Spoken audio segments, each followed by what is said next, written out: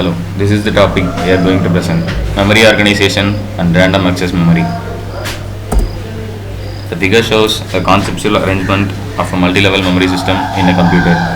It starts from a register file and then cache level 1, level 2, main memory and secondary memory. CPU registers are used for temporary storage of information and data in CPU. A capacity of 32 data words is a typical of register file, and each register can be accessed within a single clock cycle. Main memory. Large, fast, external memory stores program and data that are active in use. Storage locations in main memory are addressed directly by CPU load and store instructions. The capacity of main memory is about 1 to 2 power 10 megabytes. Secondary memory. These are larger in storage capacity but slower than main memory. It stores system programs, large data files, and it also acts as overflow memory. Some examples are magnetic hard disks and CD-ROMs. Cache memory. These are the smallest and fastest memory in a CPU memory organization. A cache storage capacity is much less than main memory, but it is much faster than main memory. Let us see some device characteristics. First characteristic is of performance and cost. The figure shows the plot between access time and cost in dollars. Let C be the price in dollars and S be the storage capacity. Then the cost is given by C by S. The basic performance measure is the average time to read a fixed amount of information. This parameter is called read access time. Then the second characteristic is of access modes. If storage locations can be accessed in any order and in any time without independent of location being accessed, the memory is termed as random access memory. If storage locations can be only accessed in a predetermined sequence, then it is called serial access memory. Then the third characteristic is of memory retention. Memories whose contents can be altered online, even if they can be altered at all, are called read-only memories. These are permanent storage device or non-erasable storage device.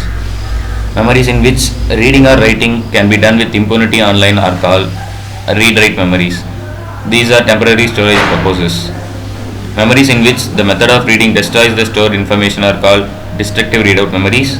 It is represented by DRO. Memories in which reading doesn't affect the stored data are called non-destructive readout memories. It is represented by NDRO. Other characteristics are of bandwidth and reliability.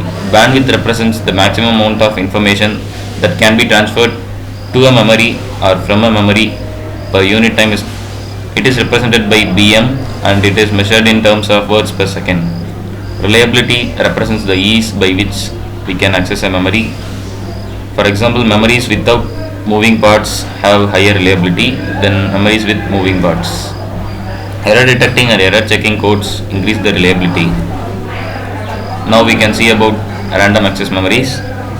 The figure shows a one-dimensional random access memory unit.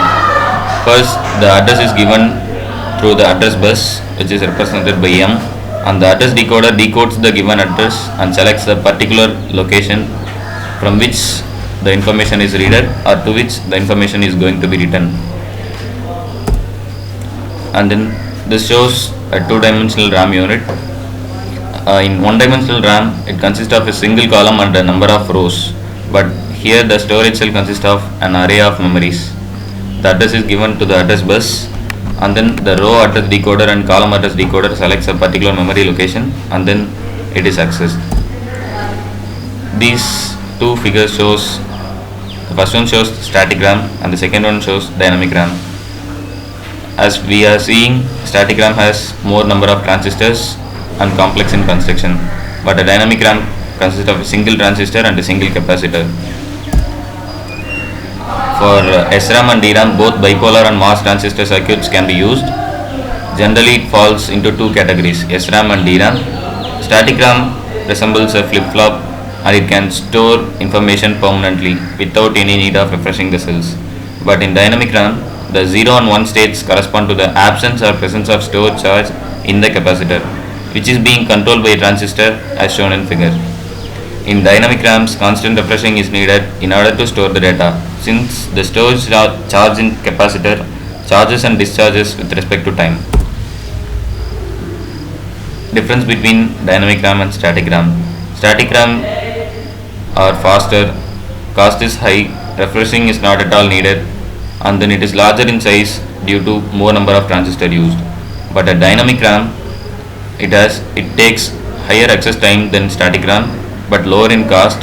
Constant refreshing is required since it is a type of destructive readout memory, and smaller in size since only one transistor is used.